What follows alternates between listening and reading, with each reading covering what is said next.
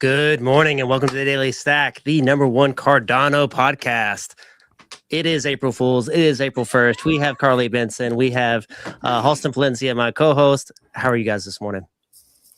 Doing well. Good. You got me on that one. I was like, hold on, wait, I agreed to go on a Cardano podcast. You showed up on the wrong one, yeah. What's the wrong link, that's what it takes you to. I'm going to have a word here with our media team.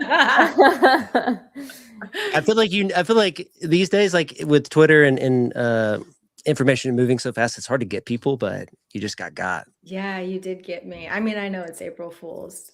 But yeah, it's interesting because there is so much, misinformation, and you never know. Everybody's always breaking news just to get, clicks. So it's a little bit, it should be harder to do April Fool's jokes at this point. Everyone should be like, should I believe that? Should I not? But I know people should know. I was going to share it this morning. Lev from our squad put out, it's not even 10 a.m. We're already tired of the April Fool's Bitcoin jokes already. What's your favorite? So Core versus Knots agreeing on 110. MSTR buying 49% of Metaplanet. Sold all my stack, which is a common pleb. A little April Fool's joke. And then Mike Alfred as the new CEO of Mara. Oh, wow. That's funny. I only saw a couple of those. I feel like I like the MSTR one. I would think that would, maybe I would believe that one the most. Yeah. It's like not actually that. That one you could kind of get by me. The rest of them, I'm like, oh. Austin, how are you this morning? I'm doing well. I'm excited for the conference. It's coming up on us. I'm going to BitBlock Boom next week, so almost like a little teaser right before the big Vegas conference. So doing well. Yeah. I wish I could go to that. It's just too close to the conference. I'm in like major grind mode. Otherwise, I would definitely go. But you'll have to share about it on the interwebs so I can know how your experience was. Absolutely. It'll be my first BitBlock Boom as well as my first big Vegas conference. So looking forward to both of those. But nice. Wait, so you haven't been to the conference before, or just not to Vegas? I've never been to the big one. Oh wow. First timer. Okay, cool. First timer. I love it. Yeah. Okay. Yeah. Awesome. Well, Vegas is a good spot, I think, to have your first flagship experience. It's a really cool. I'm biased. I lived in Vegas for like 5 years, so I love Vegas. But I think you're gonna have a good time. I agree. I was just at Strategy World, and that was a very good time in Vegas. So I know the Bitcoin conference is going to be incredible. Yeah. I mean, talking to the staff there at the Venetian, there's a guy that had worked security across multiple, different casinos, different like venues, and he was talking around. There's just not any other venue really in Vegas that can handle security as well, and the amount of people to have, 50,000 people, 30,000 people, and then also have like a vice president come in. Thinking about Secret Service routes, thinking about locking down, cars or trucks parked outside. There's just not a lot of options. And I think people don't see behind the scenes of that, of like, here's why, you have to truck into Vegas if people want like some idyllic small town Bitcoin conference. Like you can't have the same level of guests, right? Nashville was a challenge. It's hard, right? To get President Trump or, candidate Trump at the time into Nashville. Nashville's not used to those type of things, but Vegas is. Vegas has a ton of staff, a ton of, existing infrastructure around that. So I appreciate that. I appreciate like good logical reasons to have good security, and you don't want to upend people's lives in a small town just so that you can have a big guest, but you also want to have a big guest to pull people into the conference. Yeah, it's so true. We are a little limited since we are so big on the flagship on where we can go that can pull off stuff like that. I will say definitely the Venetian is top notch. Like even their staff for like the catering and the production piece of things, like everything it runs very, very smoothly in Vegas because it's not their first rodeo, this is what they do. So it's a great spot. I will say Nashville and Miami are good spots too. They are just different, when you have someone like a presidential candidate or the VP of the United States coming in, they can kind of make it work anywhere because the Secret Service just comes in and they honestly take over everything. So Yeah. times people might be upset with us about, oh, I had to stand in the line or I had to do this. And it's like, well, once they get involved, we don't really have a say anymore. It's just, this is how it's happening and this is what we're doing. But I mean, they're pros. So yeah, it's been kind of fun to have those experiences, even though it can be a little bit chaotic. It's really been fun and also a little challenging from a production standpoint, but we're always up for it. Love it. Yeah. To start out the day, would love to talk about like what's the feeling? The market's green. People are getting anxious or anticipating this press conference the White House has announced later today. A lot of it is expected around. We've seen the tweets that have been positive of the war's ending, or we have a timetable, or we think it'll be a few weeks, or it's halfway through. But it gets sniffed out every time. Traders have been shorting the market, extensively. It's gone down. It's been bleeding. Bitcoin's been chopping around, but Bitcoin started out last night and popped above 68 because there was the expectation of, oh, if we're having a press conference tomorrow, we think there's going to be an actual tangible progress in a ceasefire, or we're sitting down and having concrete negotiations with Iran. I know this is going 0 to 60 into the current conflict, but I'm hopeful. I'm hopeful we actually see some progress here. I hope this isn't like a dead cat bounce, and that we can actually move past this. Nobody wants a ground war. Nobody wants to deploy American troops on foreign soil. So I think this is positive, but is this an April Fool's? Like, what do you guys think? What's your opinion? It's really hard to know because like what we were saying earlier, you never really know. We don't actually know what's going on behind closed doors. And I actually think that's a good thing. We probably shouldn't know what's going on. But I guess my stance on it from just what I've been watching and seeing is I don't think Trump wants a war either, but I don't think he's going to step down until he gets everything he wants, which I know the Strait being open is one of those things.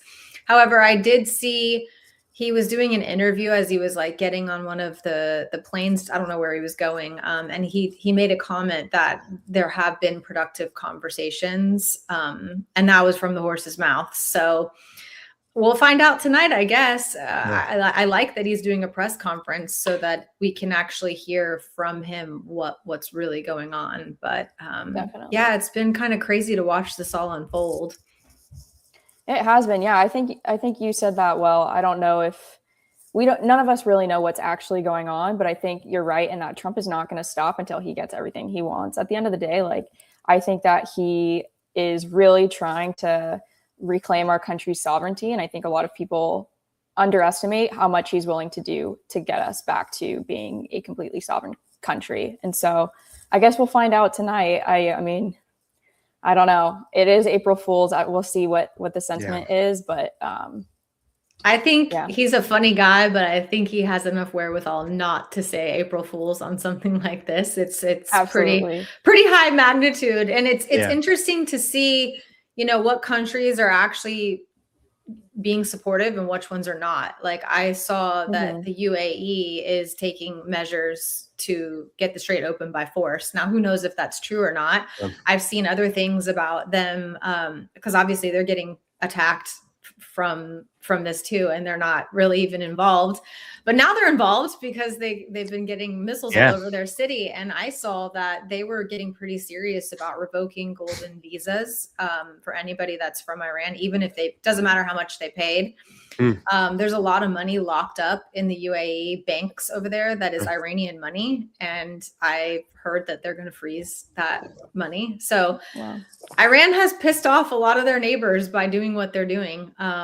So I don't know. I feel like they're probably going to get to a point, if they haven't already, where they literally don't have much ammo left, is what I would think. So if I'm in their shoes, I probably would be thinking about how do we reach an agreement that we can live with. Yeah, absolutely. I think we've seen like the whole petrodollar system prop up. We've learned that like even Saudi Arabia, who's like, it's a kingdom and it's very much driven around, the Islamic religion, but they made a deal with the U.S. to say, hey, if the U.S. said we're going to buy a ton of oil for the next 50 years, 100 years plus, but you're going to use the U.S. dollar, and they said okay, and so they've become extremely wealthy. And I think in the same way, Dubai sees and UAE sees, the importance of business over personal not vendettas, but personal like mandates of what they're trying to accomplish in the region. And anyone that's shaking up the business world is going to ruffle a lot of feathers. So even though they're very similar, I think in like religious terms, so many people have shifted to more of a business mindset. Yeah, I agree. Not to get too conspiratorial, even though I like doing that. That's actually what we do here. Okay. Well, I don't know if everyone knows this, but Iran is one of the places where they don't do central banking there. So I find that very interesting that that's one of the spots. Venezuela also was. So there's an interesting pattern happening. This is interesting. Just saying. Yeah. So a lot of people are like, oh, it's about oil, but what if there's more to it? Yeah. Totally. No, I think there's a lot more to it. Yeah. Definitely want to pull on those threads because I do think, there's the methods of control are there. I think especially as we're having like the Clarity Act is now like the Parity Act, as people are calling it, and Bitcoin's not getting favorable treatment. And, we're concerned. And there's a lot of people rightfully calling out, Coinbase. I know Alex Leishman from River has called out. He's like, the lack of Coinbase support for Bitcoin has been very concerning. And the way, pushing stablecoin yield or deferred staking rewards and worrying about tax treatment there, but then, you're having every single Bitcoin transaction as a taxable event. That's concerning. These companies should be supporting that. They are the number one custodian for every big Bitcoin ETF, and that's where the money is. And it's Bitcoin dominance right now is 58% of the market. Concerning to see if they're pushing their own, staking rewards agenda or, stablecoin yield agenda.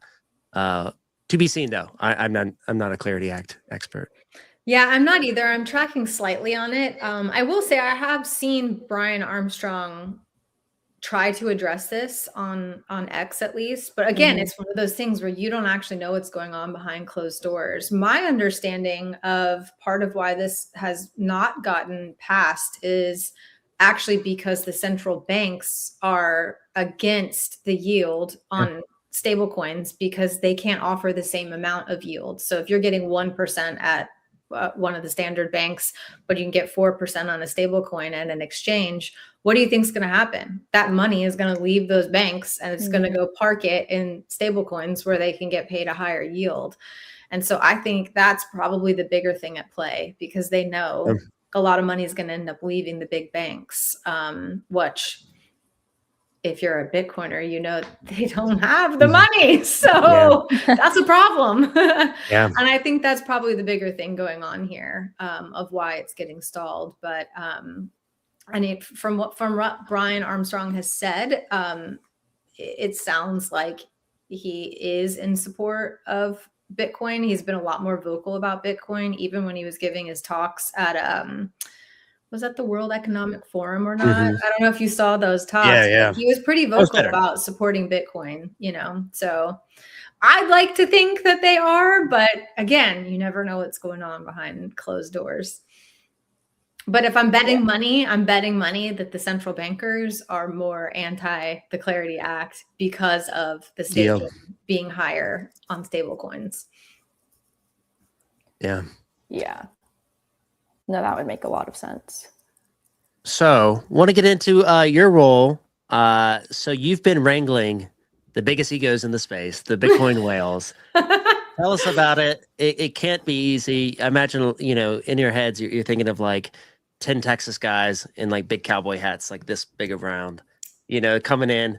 That's obviously not the case. I think there's been a really cool side of like Bitcoin OGs that have, they're coming in looking like Rick Rubin, that are like huge beard. And we talked about this, I think recently on at PubKey. We did a podcast from their studio, and the guy that bought the Bitcoin sign, kind of walked in and had this huge beard. They thought it was somebody off the street that they had to kick out, and ends up, he's spending a couple Bitcoin buying, the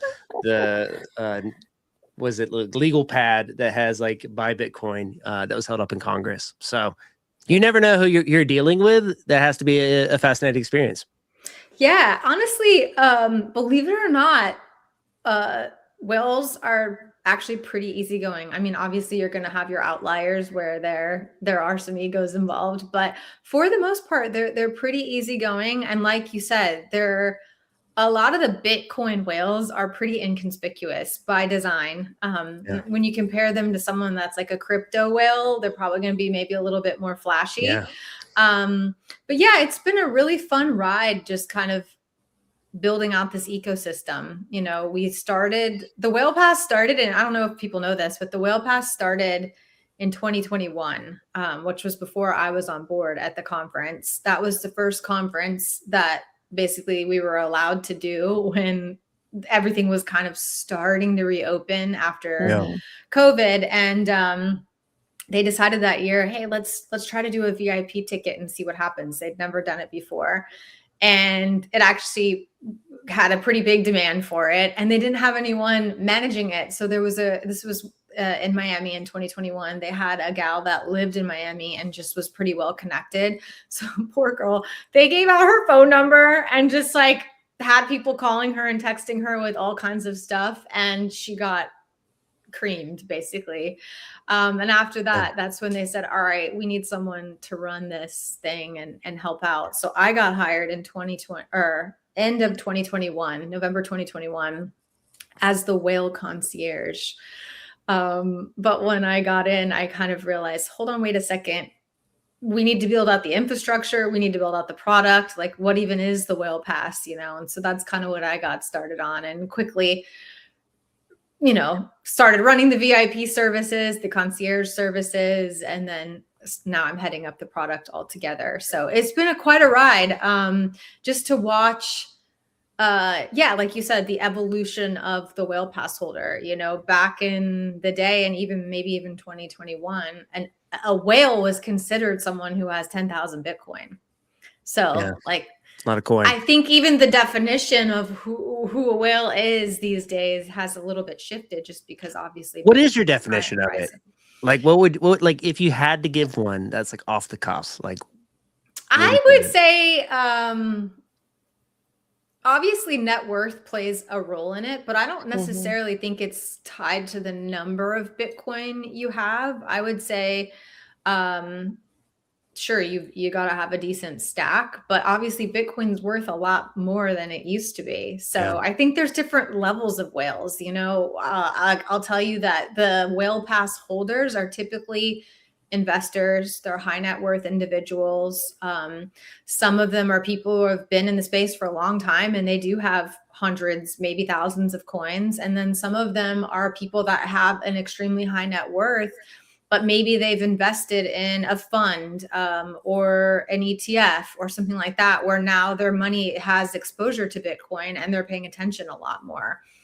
It's also people who are just OGs. They've been in the space for a long time. They've built companies. They're part of executive teams. They're the speakers. So it's a very good mix of who the Whale Pass holder is. But yeah, I'm curious, how many coins do you think someone has to own to be considered a whale? Because I don't know what that definition is anymore. Lawson, you go first. I don't know. So it used to be 10,000 in 2021. Yeah. Or even prior than that. But I mean, think about it. That 10,000 coin mark was like probably put out there when Bitcoin was like sub $100 per coin. You know, now it's what we're sitting at, close to 70, chopping sideways all the time. So yeah, what do you think? I'm curious. I don't know. I would say, let's see, maybe like 2,000. That's fair. Yeah. Like 2,000 coins. I mean, if you have 2,000 coins, you're definitely a whale, I think. Yeah, I think so too. What about you, Jody? I mean, so there's like the level, you know, like they say, like there's levels to this, right? There's levels to this. That's what I'm saying. Yeah, so there's levels to this. I think 100 is easily like a way to say. I think 50 even could be, because that's 3 million. But like if you have 100, you have 6.8 million in Bitcoin. Yeah, I mean, I would agree with that statement. Also, because think about it. think about how much conviction you had to have still have that amount of coins. That means like you played your card right, in that you've just been investing in it for a long time. You invested a long time ago and you never sold. You never did leverage. You never like, or I don't want to say never, but you didn't get burned badly enough to buying, another coin, crypto or something like that. So Yeah. it takes a lot to still have 100 coins or have gotten to that number. I think there's definitely something to be said for that. Now, are you a whale where you're just going to throw around thousands of Bitcoins? No, but even people who have thousands of Bitcoins are probably not throwing them around. So Yeah. If you take another zero to that, it's like 68 million in Bitcoin. Like, I think if you're around this, like 60 million in one asset, you're a big whale. But keep it in the context of not just like amongst Bitcoiners, but like looking at just the general population. I think someone with like 6 million in asset of anything is going to be 0.1% in wealth of the world, right? Like, so many people are never going to reach one Bitcoin. Exactly. It's there's true.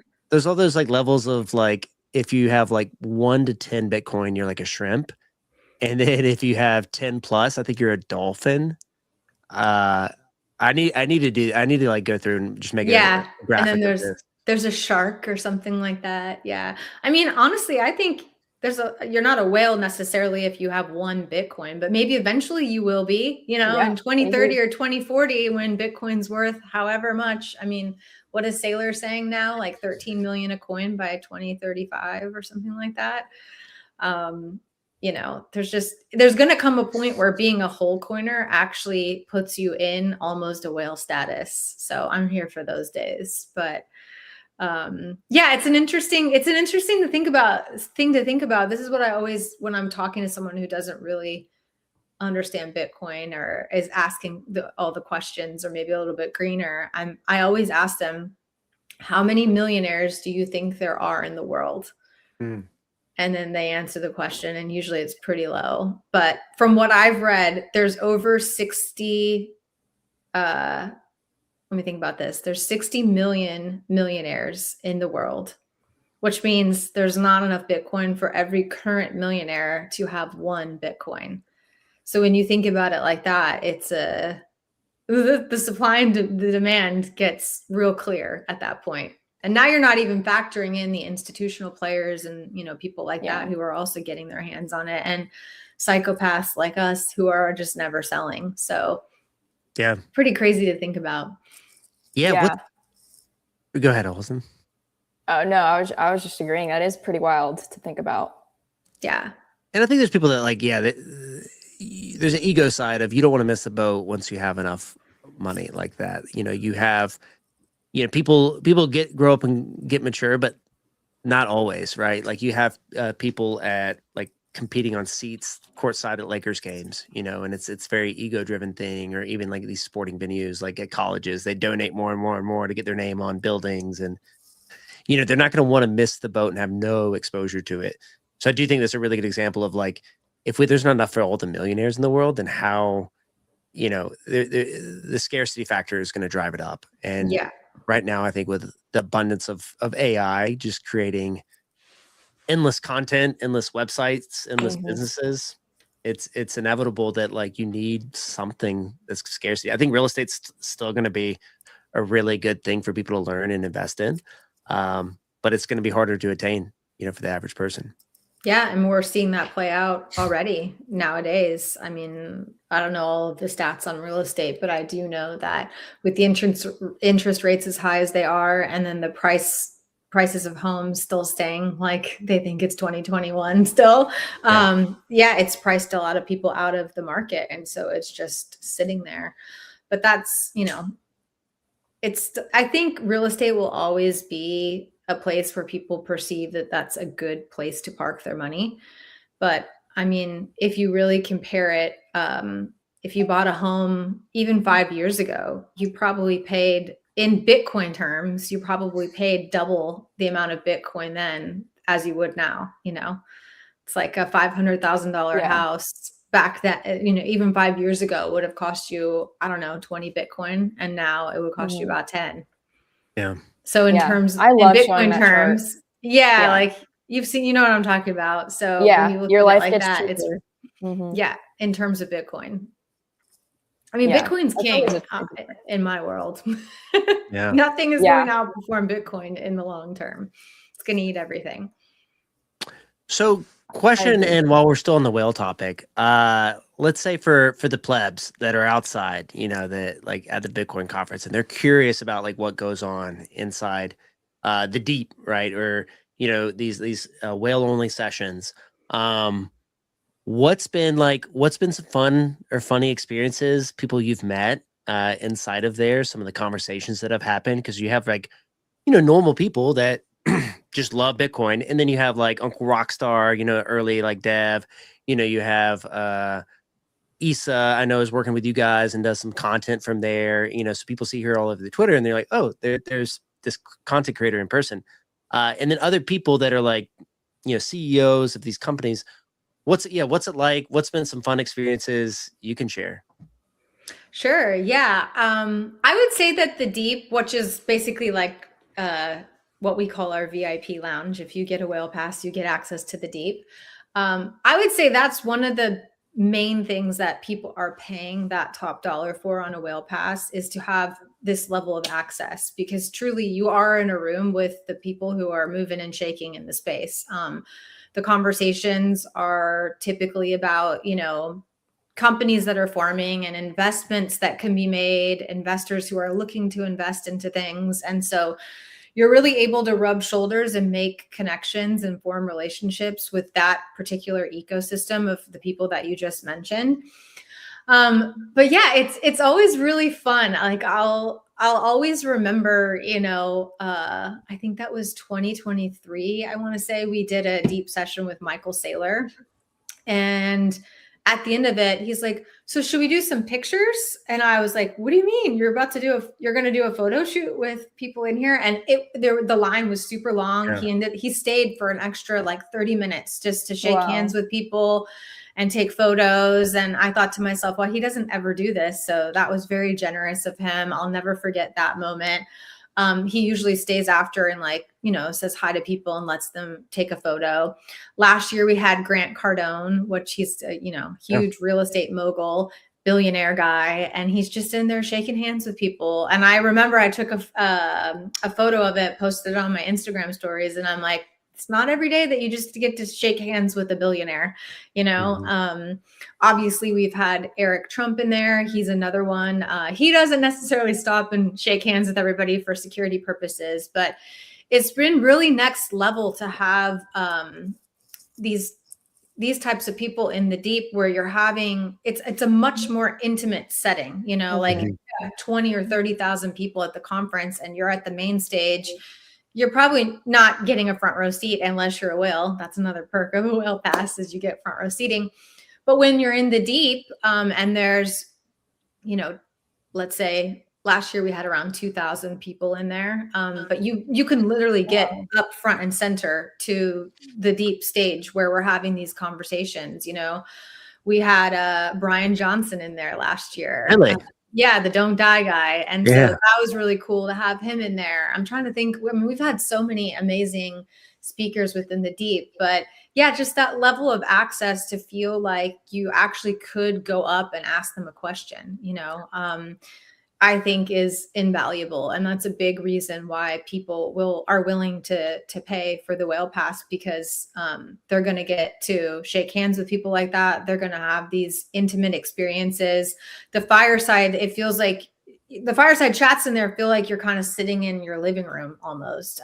It's really cool. And that's how we try to set it up. We try to make it a space where you come, and a lot of the times the whales will come and they don't leave the VIP, because they don't have to. Everything they need is in there. Their food, their beverage, coffee, conversations, networking. We usually have like wellness style stuff set up and this year I'm excited. We're going to do a couple new activations that we've never done. And so a lot of them come and they don't leave. They just hang out in there all day, because Yeah. I always kind of tell people it's a mini conference within the conference. You know, when I came on board in 2022, that's when we started the deep sessions, and we started doing this whale only content where you can't see those talks. They're not recorded. I do that on purpose. Every year people are like, should we record them? And I say, no, you have to be there. It's one of those things that's, you got to be there. And so that is one thing I've noticed about whales is they have a little bit of a different behavior for attending, because a lot of them have been in the space for a long time. They don't tend to wander off. Like, they don't always go to the main stage. They don't necessarily always walk the expo hall. They, you know, come and hang out with their friends. A lot of them, it's a reunion for them. They haven't seen their friends since the year before at the flagship conference. So the Deep is a very special place. And I know I'm biased, but it truly is. That's awesome. So I'll be speaking this year, and I know they mentioned all the speakers get a whale pass. You're getting one. I fear I'll never be able to experience it again without the whale pass. You're making it seem like it's going to be just incredible, and I'm like so looking forward to it. Yeah, I'm excited for you. This is great. You'll get to have a really cool whale experience, you know. And then, I mean, outside of that, they have something to do every night that's whale only. So the first night we're doing, I'm so excited about this. We're doing like an opening speaker reception, but whales get to come to it. And that's something we haven't done before. So I'm excited. It'll be a space where everyone can mix and mingle with their, you know, the speakers. They can go up to them and ask them questions. And it's at this really cool venue called Cherie, which is at the Paris. And it's outside. It's going to be during sunset, and it overlooks the Bellagio fountains. So it is a really cool space. So I'm excited about that. And then on Tuesday night, we have Whale Night, which is like the whale only party, and it's a black tie gala. So that one I'm really excited about. We're asking people to, you know, dress to impress, and it's at this really cool venue at the Venetian called Voltaire. And then Wednesday night, we're doing like a loyalty reception and wine tasting for people who are repeat whale pass holders, just to say, you know, thank you. We appreciate you for, you know, supporting us and for continuing to come. And so, yeah, when you factor all of that in, I was thinking about this the other day. I mean, Vegas is expensive. There's no way around it. Food, beverage, coffee, alcohol, and basically dinners, because all of those receptions have gambling losses. You gotta ask Avi about that. Well, we can't factor that in. Yeah. But your food and your beverage, and like they get access to all the after parties. I mean, that's probably worth almost $2,000 alone right there.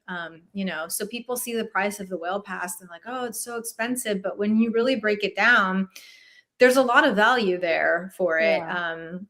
You know, so yeah, I'm really excited. It's quite a lineup. Yeah, no, looking forward to it. That leads me to my next question. Has there been any like pushback from the OG Bitcoiners, if you will, the plebs that think that this kind of goes against like the Bitcoin is for everyone ethos, or what has been your experience with messaging there? Yeah, I mean, there are always people who are kind of in the hater zone when you see it's a $10,000 whale pass, you know, like that's literally what it's priced at right now. I will be honest, this year we intentionally priced the whale pass higher than we have ever before in the past. And there's a reason for that. One, Vegas is just a lot more expensive. Two, the year before that, we priced it, I think, too low for the value that it gives. And the feedback that we got from people who actually are, you know, high net worth individuals, whales, is that it was oversaturated and almost too much noise and not enough signal. And so we were very intentional with how we priced it this year to ensure that if you're willing to spend $8,000, $10,000, $12,000 on a ticket, like you probably have something to say that's of value in the room. And I'm not saying that people who wouldn't have something of value to say. That's not to say that at all.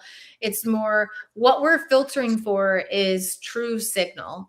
People who are investing into the space, they're building, you know, they truly are moving the needle. And then the other thing that we did this year is we played around with turning the whale pass into more than just a conference ticket. So I don't know if you guys have seen it or not yet, but we basically just launched a supper club series, which is a dinner series. I did see that, actually. And and so now it's not just a conference ticket, it's access to this year-round offering of, you know, receptions and dinner parties, and you don't get invited to them. You can't get a seat at those tables unless you have a B26 whale pass. So that wine tasting that I mentioned is part of it. We're going to do another dinner in Nashville in July, and then we'll do another one in the fall, either in New York or LA. Oh. And so we're playing around with, you know, you're not just buying a conference ticket, you're buying access to this network where now we're going to be facilitating these smaller gatherings throughout the year. Because I truly believe that you put 20 people at a table and, you know, have a meal, some of those relationships that are formed are going to go on to give exponential ROI, because that's where, you know, relationships are really built when you're, you know, sitting down talking to someone, and we're helping to facilitate those rooms and put the right people in there. And so we have gotten pushback on the price being higher, but we also know that it was intentionally done this way. So yeah, I think if we've learned anything in the past like 4 years, maybe like going back to 2020, it's around, or 2016, is around like access, right? Like people are paying to go to Mar-a-Lago. They're paying to go to the crypto ball in DC. That was an announced, or New York that was announced. Yeah. Back in the day. That was us. We did that one too. That's why I did Yeah. a black tie gala, because I was borrowing from the crypto ball, because everyone got all dressed up and it was so much fun and everyone loved it. But yeah, it's access. Yeah. Truly. And I think in many ways, I've actually been thinking about this, is like, I think people like push back on it, but then I think it always happens in every administration. I would rather have people like, you know, I'd rather see that Kraken donated for the new White House ballroom, and then now they're a bank. And like, I do think those are like correlated, right? Like you're greasing the way to like, you know, get some stuff happen. But if it's happening that way, it's better than if it was through a super PAC that you have no idea who's, you know, in this political action committee that's like very vague, who's supporting it. So I think that politics is politics. It's at least transparent more, even if it's very money driven, like very clear. I think in the same way, it's cool on the side of like exclusivity if everyone can buy a whale pass, right? Like it is capitalism of like, if you can buy it, you can buy it. It's not like a country club where it's like, you know, coming from the South, if you were Black or if you were a woman, you couldn't join a country club. And that was, even if you had the money to pay for it. So at least there's the democratizing access to these people is big. And also the filter is the price tag. That's literally it. If you know, that's it. So, but if you're willing to pay for that, you know, you are going to have an elevated experience. It's like, I always liken this to, once you fly first class, it's kind of hard to go back and sit in economy. When you have that lay down seat and everyone's, you know, they're serving you stuff and you don't wait in line. And that's kind of what this is, you know, once you have the whale pass, it is an elevated experience. You know, it's got a dedicated registration, dedicated seating. You have concierge calls. Like, you can actually get someone on my team on a phone call with you to answer your questions. In addition to just all that access that we've already talked about. And so, and you're hanging out in the VIP, which you don't even have to leave if you don't want to, you know, it's like going to the Amex lounge at the airport or something like that. Like you're probably going to prefer doing that over just going and sitting at the gate, you know? So, yeah. We'll have to send Halston as our mole on the inside, report back. You're going to have to do some content from there. Oh, for sure. Back from the for sure. You already know I love to do all the content at conferences. Yeah, so that's gonna be on you. We actually have a Daily Stack media booth, so we'll be there. I'll be like chained to the desk. Yes, thank you guys for your support. I know you've been a media partner of ours for a couple of years now, so thank you for that. Yeah, so I won't be in the deep, but we'll be at our booth. We'll be interviewing people, talking to people, giving out probably some swag. So listen out for that. Carly, what can you leave us with? What should we be excited for? Obviously, everything you just mentioned with the conference. Anything else? Yeah, I mean, I'm excited to go back to Vegas as an event producer, on the production side of things. It's always nice to we already have the lay of the land, we know our way around there. It's not our first time doing it. I feel like it's going to be very dialed in. The Venetian is a great spot. The weather in Vegas is going to be amazing. April, Vegas is just beautiful weather at all times. I'm obviously excited for some of the speakers. We've got Michael Saylor. If you've never seen him give a keynote before, he's so dialed. Everything he always says is just next level. Yeah. We've got Jack Mahler's returning as a keynote speaker, which he hasn't done in a couple years. So I'm excited. I'm excited to see him. Someone else that I'm excited to see is Miles from Block. Square is doing a lot of stuff in the space, and he's going to be giving a talk. So I'm excited to see him. We've got Afro Man. I don't know if you saw that. Very relevant. Yeah. And he's and oh my God, that song's been stuck in my head now for like a week. And so it's going to be fun. It's going to be like an eclectic mix of speakers, and then we've got some people up our sleeve that we haven't even announced yet. So. Wow. I can't say who they are, but a couple of them are going to take X by storm, I think. So, wow. We've got some stuff up our sleeve. I'm obviously excited because the Whale Pass has evolved into more than just a conference ticket. And so I'm excited for people to have that experience and to get that feedback and continue designing those spaces and those rooms. We haven't even announced any of the deep sessions yet, but there's a couple of really insane ones if they come together and happen that honestly, people probably will buy a Whale Pass just for that experience. So there's a lot coming. We got a lot up our sleeves. I'm excited. I'm biased. I love Vegas. So I'm glad that we're back there this year. But it's all around. It's going to be an amazing experience. I know there's so many cool booths and activations and sponsors and all of that stuff. So all around, it's going to be great. The art gallery is going to be off the chain. I would highly advise anybody, if you're coming, make sure you get to the art gallery.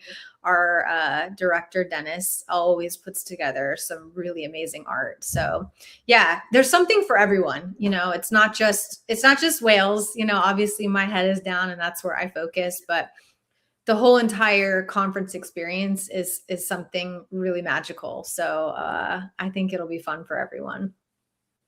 So we have to ask then, end of April, this is our show sponsor predicts. It's a Bitcoin powered prediction market. So everything's built on Bitcoin sats. So new market just released April Bitcoin price, 61% of people, 70 to 75K is the chance right now. Do you think we get a pump going into the conference? Do you think the ceasefire is real? Do you think the war subsides, it starts winding down, and then we're walking into Vegas and it's 80K, it's 85? I hope so. I don't even hope so. Yeah, I'm going to say yes, because we're just going to manifest it right now. So we can play, the Pump It Up song like we always do. That's always fun to play at the conference. More than 80K, 10%. That's what she would be playing on here. Yeah, I lived in Vegas for a bit. I dated a professional gambler for a long time. I'm a betting kind of gal. So let's just go for it. Halston, what do you say? Yeah, well, you know what? With that energy, I feel like I can't give my real answer. So I'm with Carly. I'm gonna manifest it. We're gonna go 80, above 80. Let's do this. Come on. Ceasefire, everything rips. Everyone's excited. We get to the conference, Bitcoin's pumping. We have our soundtrack back. Pump it up. Tavi said she would have loved me, any type of gal. Carly, really appreciate you coming on the show. It's been a pleasure. We'll see you soon. Yeah, we'll see you in a couple of weeks. See you very soon. Absolutely. Thank you guys so much for having me. This was a lot of fun. I look forward to seeing you both in Vegas. And keep grinding, man. I love that you guys are doing the show. Great job. Thanks for having me. I appreciate you. Yeah, we'll be stacking in Vegas.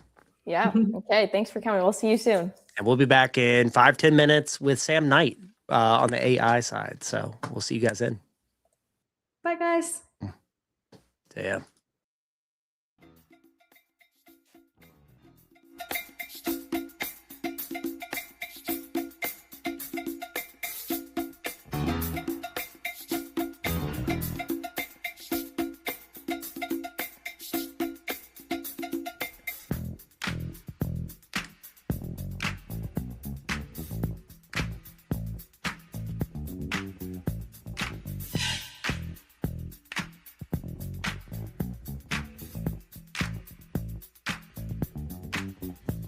said a hip hop, the hip it to the hip hip hop. You don't stop the rocker to the bang bang boogie. Say up jump the boogie to the rhythm of the boogie to beat. Now what you hear is not a test. I'm rapping to the beat, and me, the groove, and my friends are gonna try to move your feet. You see, I am Wonder Mike, and I like to say hello to the black, to the white, the red, and the brown, and the purple, and yellow. But first, I gotta bang, bang, the boogie to the boogie. Say up, jump the boogie to the bang, bang, boogie. Let's rock. You don't stop, rock the rhythm that'll make your body rock. Well, so far you've heard my voice, but I brought two friends along. And next on the mic is my man Hank. Come on, Hank, sing that song. Check it out, I'm the CASN, the OVA, and the rest is FLY. You see, I go by the code of the doctor of the mix, and these reasons I'll tell you why. You see, I'm 6'1" and I'm tons of fun, and I dress to a T. You see, I got more clothes than Muhammad Ali, and I dress so viciously. I got bodyguards, I got two big cars that definitely ain't the whack. I got a Lincoln Continental and a sunroof Cadillac. So after school, I take a dip in the pool, which is really on the wall. I got a color TV so I can see the Knicks play basketball. Him and talking my checkbook, that it costs more money than a sucker could ever spend. But I wouldn't give a sucker or a bum from the rock and not a dime till I made it again. Everybody go, hotel, motel, what you gonna do today? Is I'm gonna get a fly girl, gonna get some spank and drive off in a death OJ. Everybody go, hotel, motel, holiday inn. You see, if your girl starts acting up, then you take her friend. I'm Master G, I'm out mellow, it's on you, so what you gonna do? Well, it's on and on and on and on and on. The beat don't stop until the break of dawn. I said a M-A-S, a T-E-R, a G with a double E. I said I go by the unforgettable name of the man they call a Master G. Well, my name is known all over the world by all the foxy ladies and the pretty girls. I'm going down in history as the baddest rapper there ever could be. Now I'm feeling the highs and you're feeling the lows. The beat starts getting into your toe. You start popping your fingers and stomping your feet and moving your body while you're sitting and you're sitting. Then damn, you start doing the freak. I said bam, right out of your seat. Then you throw your hands high in the air. You rock it to the rhythm, shake your dairy air. You rock it to the beat without a care. Cruise the short shot MCs for the affair. Now I'm not as tall as the rest of the gang, but I rap to the beat just the same. I got a little face and a pair of rhyme eyes. All I'm here to do, ladies, is hypnotize. Sing it on and on and on and on and on. The beat don't stop until the break of dawn. I sing it on and on and on and on and on like a hot butter. The pop, the pop, the pop, give it, pop, the pop, pop. You don't dare stop or come alive, y'all. Give me what you got. I guess by now you can take a hunch and find that I am the baby of the bunch, but that's okay. I still keep in stride, cause all I'm here to do is just wiggle your behind. Sing it on and on and on and on. The beat don't stop until the break of dawn. I sing it on and on and on and on and on. Rock, y'all. Throw it on the floor. I'm gonna freak you here, I'm gonna freak you there. I'm gonna move you out of this atmosphere, cause I'm one of a kind and I'll shock your mind. I put the jiggles in your behind. I say the 1, 2, 3, 4, come on, girls, get on the floor, come alive, y'all, give me what you got, cause I'm guaranteed to make you rock. I said 1, 2, 3, 4, tell me Wonder Mike, what are you waiting for? To the hip hop, the hippie to the hip, the hip hop, you don't stop, rock it to the bang bang, the boogie, say up jump the boogie to the rhythm of the boogie to beat. Well, skittle bebop, we rock a Scooby Doo, and guess what, America, we love you, cause you rock in a row with us so much so you can rock till you're 101 years old. I don't mean to brag, I don't mean to boast, but we're like hot butter on a breakfast toast. Rock it out, baby bubba to the boogie, then bang bang, the boogie to the beat. Beat is so unique. Come on, everybody, and dance to the beat.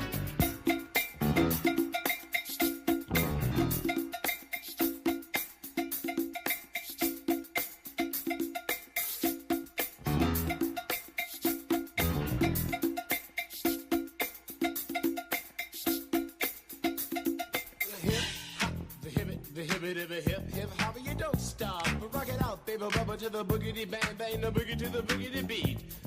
I say I can't wait to the end of the week when I rap it to the rhythm of a groovy beat and attempt to raise your body heat or just blow your mind so with that you can't speak or do a thing but I rock and shuffle your feet and later change up to a dance called the freak. And when you finally do come into your rhythmic beat, rest a little while so you don't get weak.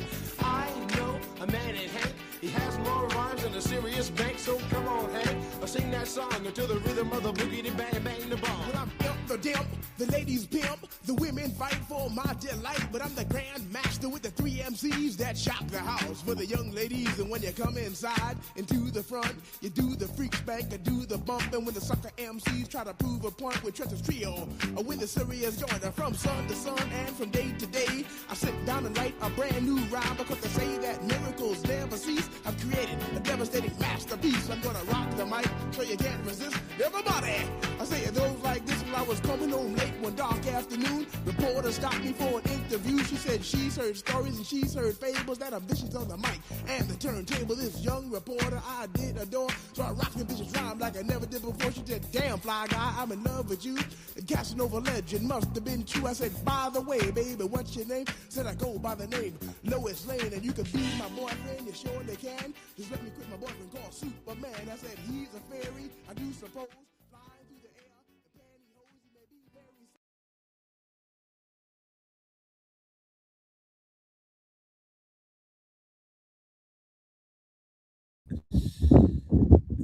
There we go. Welcome back to the Daily Stack. We got Sam Knight with us, founder of, is it Integri? Yes, you nailed it. Most people get it wrong. Nice. There we go. There we go. How are you? I'm doing good, man. Excited to be here. Excited for a great conversation. I'll pop in real quick. I found Sam, for those that are just watching. You guys got to pay attention to this guy because I found him randomly on YouTube. I feel like the guy who found like Justin Bieber back in the day. Blanking on his name here. But, Usher? well, Usher, and then who's the other dude? I'll remember it in a second. Scooter Braun. I was thinking about Scooter Braun. Or Dr. Dre with Eminem back then. Yeah. Nah, Sam is fucking awesome. Check out his YouTube. I was blown away, and I was also blown away. Like, get his subscribers up because he's got great content, really knows his stuff, and so excited to have you on finally to the yeah. Much appreciated, man. Had a great conversation with you last week. It's always nice to connect with other people moving and shaking. So yeah, I hope to bring a lot of value to the listeners today. Let's do it. Jodes, you're the main host today. I know. So let's kick it off. We just had a really good conversation, which I think it's always good to tie back in.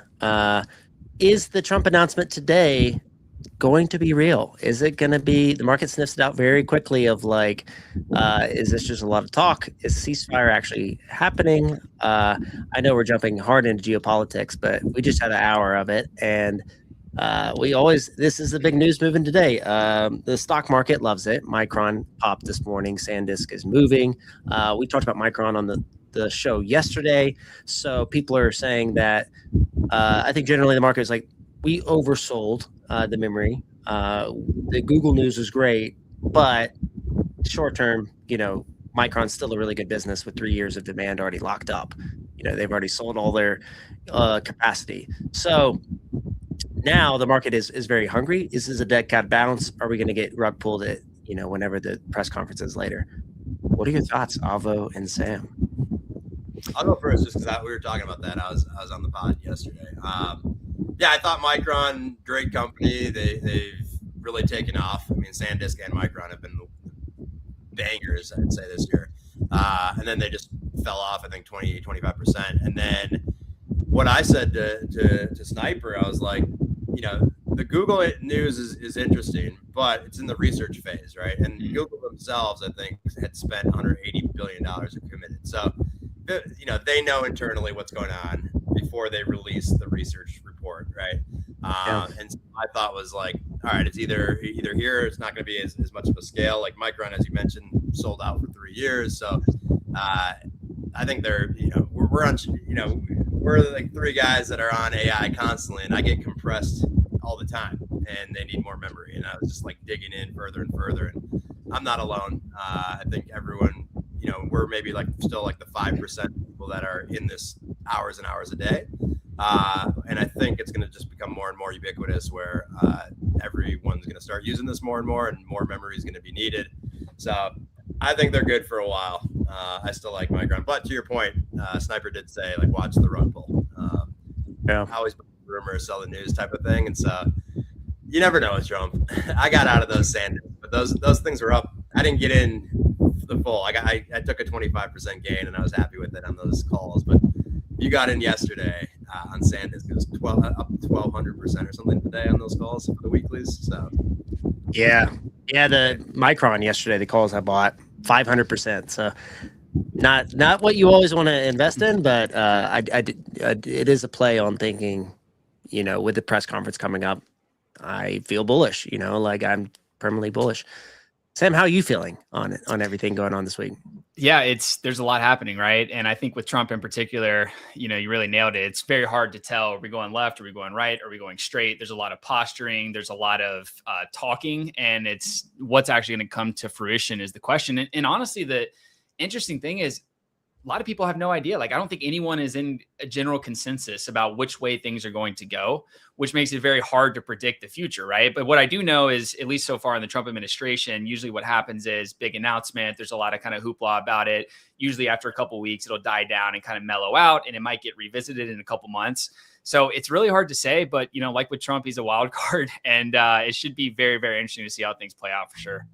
And even what he says versus, like, he's gone on record multiple times saying, like, why would I tell you if I'm going to be done? Exactly. Like, why would I tell you when I'm going to go bomb people? Which, if I had a gun to my head or actually, but let's not do that just in case he's done.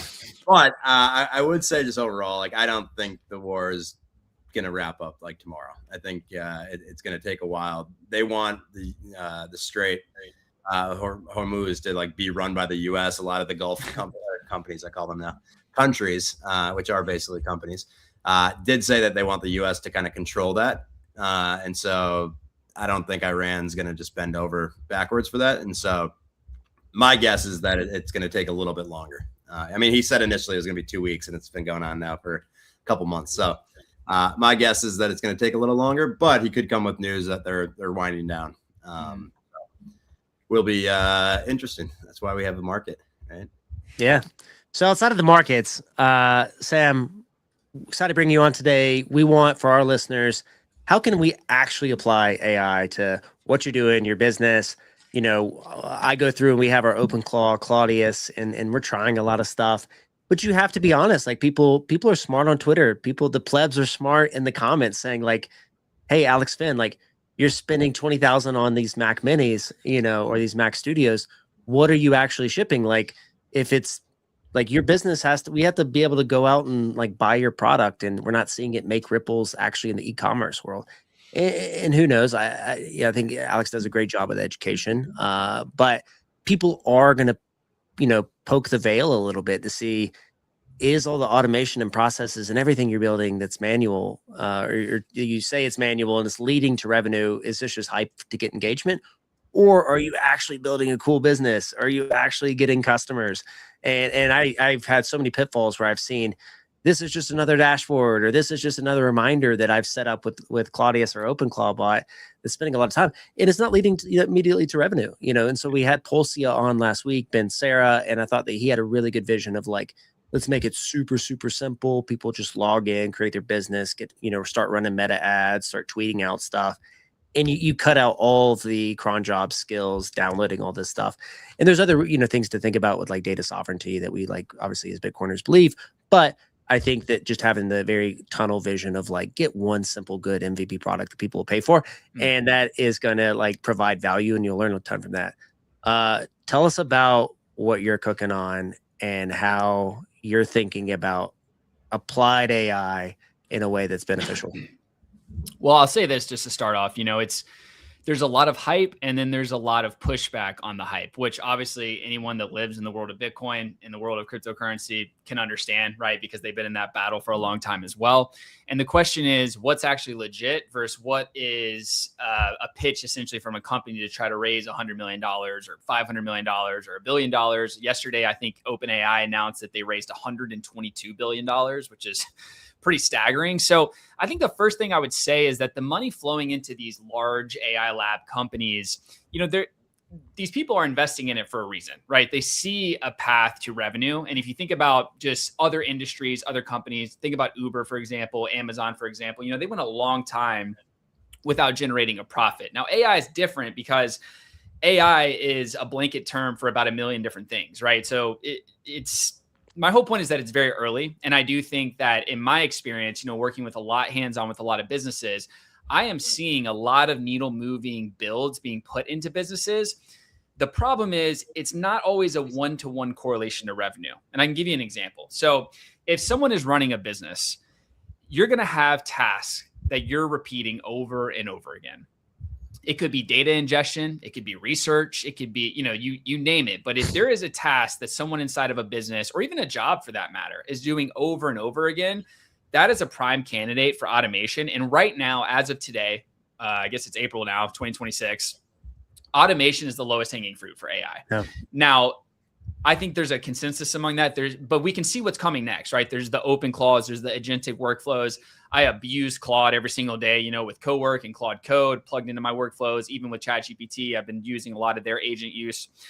Manus is another great tool. So I think we can see what's coming on the horizon, but people are getting too wrapped up in that and not worrying about what's actually happening right now, what's feasible right now. The biggest leaps from the models over the past 6 months has been what we call agentic tool use. So their ability to go into Slack and to send an email and to, do something inside of your Google Drive. So I can say for sure that automations are transforming businesses from the inside out. You're seeing a lot of layoffs. Some people say, hey, it has nothing to do with AI. Other people say it does have to do with AI.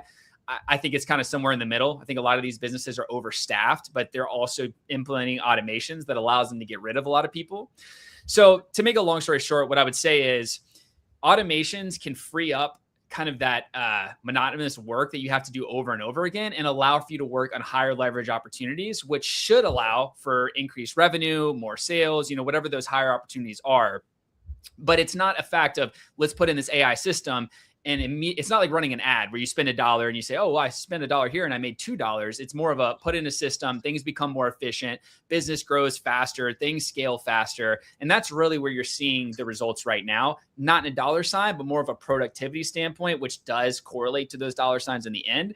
And then I think, the next year is going to be really fun. I mean, OpenClaw is only a couple months old at this point. And so these agentic workflows, I do think we're going to start seeing them transfer more and more into actual revenue, cutting out costs, cutting out expenses. I'm already, for instance, I have an app that essentially like helps people stop scrolling and using social media. And I'm already using Manus plugged into the Facebook ads library to help me analyze my data, to understand what ads are working, what's not working. And it's been way better than I thought it was going to be for how quickly they've got it integrated in there. So to make a long story short, automations are definitely valid and they're definitely helping increase business productivity. Next up, this agentic world is really going to make a major change. The question is that over the next 6 months, 3 years, 2 years? What is that timeline? No one knows for sure, but I feel confident it's coming. Yeah, I would agree. We're using it all the time. And then we have this conversation all the time too. Is like, all right, what are we going to build? And so what we've seen take off is like in our world, like STRC Live. Now there's like 30 of these dashboards, right?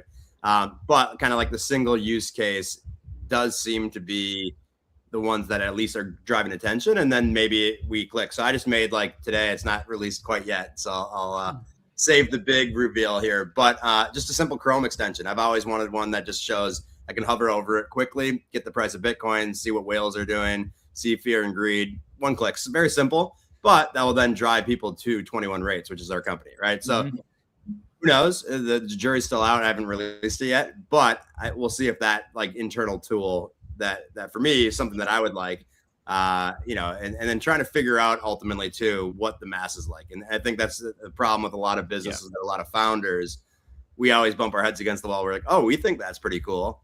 Do other people, ultimately? And so I think that's been something that we're finding as founders, just to like try to get out of our own heads and see like what the market actually wants, right? But yeah, Jody brought up a good point. There hasn't been like a massive company yet, but maybe that's come into fruition. One thing that I think would be cool is like these tournaments, where it's like someone gives like a topic of an app to make, and then like you have like 2 hours to build it, and like have different teams that you could sign up. So that could be a kind of like a fun competition. But coming back to like what you're doing, you're working with companies. It sounds like the trickle down of the profits and revenue will come. Once you free up time, you can then focus on more strategic tasks. Without naming the companies that you're working with, can you kind of go through some of these enterprises? What are their challenges? Where are you seeing results very quickly that the founders or the sales team or whatever is freeing up their time? Yeah, certainly. And, just a quick note about that home run product that we haven't seen hit the market. Part of the problem is the core AI labs are so good that they're just decimating anyone that comes out with the product. They come out with this, and then 6 months later, Claude, OpenAI, whatever, rolls out an update that just smashes it, and it's way better, and it's already integrated, and it already has all the context about you. So that's an interesting thing too that we haven't really seen before. I mean, we kind of did in the era of Google, but it's just interesting. So what I'm seeing a lot of is, like I was saying, where are the repetitive tasks inside of a business? And I'll give you a concrete example. So I was working with a investment firm, and essentially they're investment bankers, and they essentially help other help other businesses either raise a new fundraising round or sell their business, all these different things.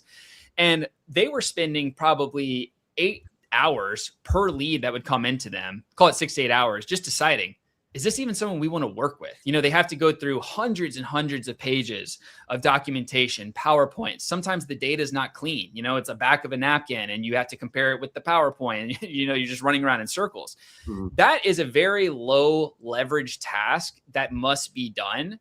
And it's also something that's hard to just offset to. I mean, you could bring in an entry-level person, but then you're going to be paying them $150K a year probably to just go through some numbers. And so this is a really good example, right? This is data coming in. We can make it concrete. And so what we did is we essentially built an agent inside of their infrastructure, because that's what's really happening right now, is like building on top of infrastructure that's already inside of businesses.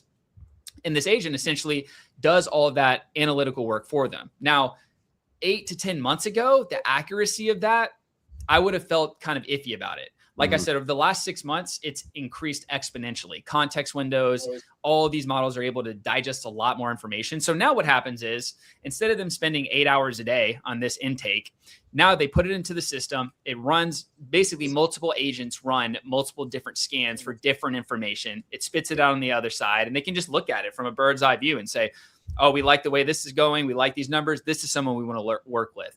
Let's move forward. And so that's a good example where it's not necessarily making the business more money, but if it's saving them 6 to 8 hours per lead, allowing them to work with more people, allowing them to be more efficient, you can see how that would correlate to revenue. So anything that's data heavy is the first thing that should be looked at in terms of how can we, if not eliminate this completely, speed this process up 90%. And that's really the first thing that I do when I'm going to a business, is just, where are the bottlenecks? Where are you guys spending too much time? Where are you guys spending too much money? Where do you feel like you could be more efficient, but you don't necessarily want to add overhead there? So that's really how I would think about it from a business perspective.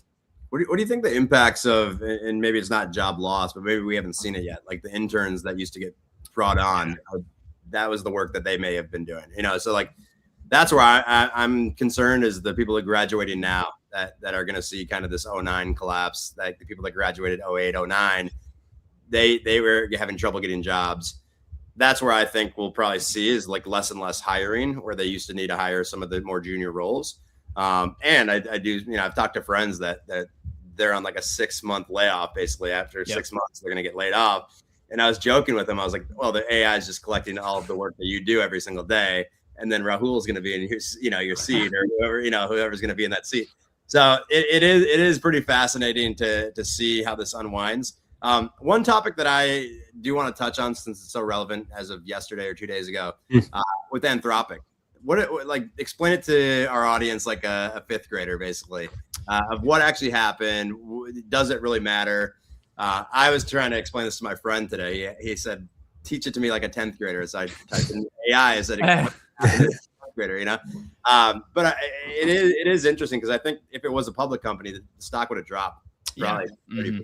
And so would love to hear your take. I'm sure you're more well-versed in what happened. What does that mean for Anthropic? What does it mean for other LLMs? Can they just copy the gold of Anthropic and bring that over to OpenAI? What does all this mean? Yeah, and just to confirm, you're talking about the leak that happened 2 days ago with Claude. Yeah. So, with gosh, it's absolutely insane. So basically, Anthropic created Claude Code, and Claude Code was essentially this special formula that allowed everyone from engineers to code at a much faster, higher level. And even people that do not have an engineering background, you could now go into essentially a chatbot and you could code through Claude Code. And so, for example, myself, I have a technical background, but I'm not an engineer. And so for me to go from having to be inside of a terminal to being inside of a natural language where I just type English, I mean, it's made a huge difference for me. Yeah. And so this was a really innovative feature that came out from Anthropic. Quickly OpenAI tried to copy it and they came out with Codex, their version of it.